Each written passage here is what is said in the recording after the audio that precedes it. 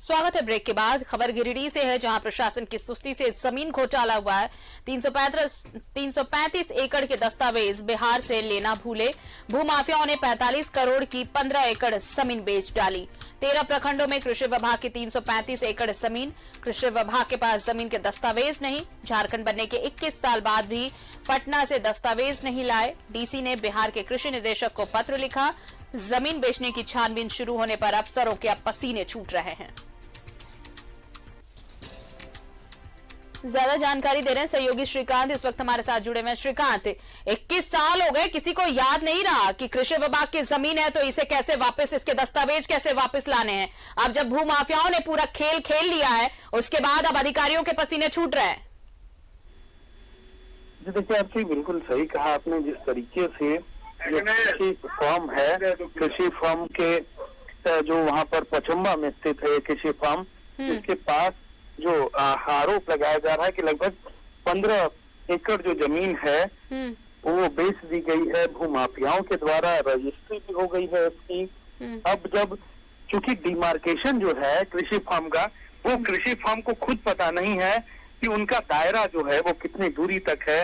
एक पुराने नक्शे के सहारे गिरिडीह के सीओ जो है, डीसी के आदेश के बाद उन्होंने अपने नापी शुरू की थी और वो नापी अब तक जारी है, क्योंकि बहुत बड़ा भूखंड का इलाका है। लेकिन कृषि विभाग के पास खुद दस्तावेज मौजूद नहीं है कि आखिर उनकी चिन्हित जमीन कितनी है और कृषि फॉर्म ने कितनी जमीन जो है वो अधिग्रहित की है जिस पर कृषि फॉर्म चल रहा है। इसका फायदा जो है, जो पचम्बा के इलाके के जो भूमाफिया हैं, बड़े भूमाफिया हैं, वो इसका फायदा उठा रहे हैं।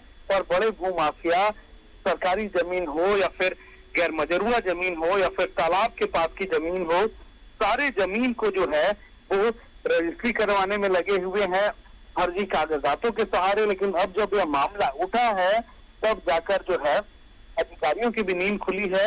और अब बिहार सरकार, क्योंकि उस समय जब ये अधिग्रहित हुई थी भूमि, उस समय बिहार का यह जिला कहा जाता था। बिहार से अलग होने के बाद जब झारखंड बना तब बिहार से दस्तावेज मंगाने की जो है वो कोशिश जारी है।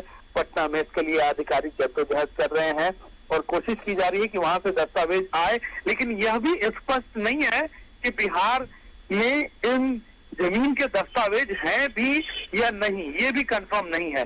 अब इसका फायदा कहीं ना कहीं भूमाफियाओं को मिलेगा, भू तस्करों को मिलेगा। और जिस तरीके से सरकारी जमीन की जो बात सामने आ रही है, भूमाफिया उस पे लगे हुए हैं, तो ये बड़ा कठिन, ये बड़ा हास्यास्पद है श्रीकांत कि देखिए पिछले 21 सालों में किसी को याद नहीं आया कि ये जमीन जिस फर्म की है उस जमीन के दस्तावेज भी लाना जरूरी है। जब राज्य अलग हो गया तो वहां से जो अलग वाले दस्तावेज थे वो भी लाना जरूरी था। बहुत बहुत शुक्रिया हमारे साथ जुड़ने के लिए, तमाम जानकारी के लिए।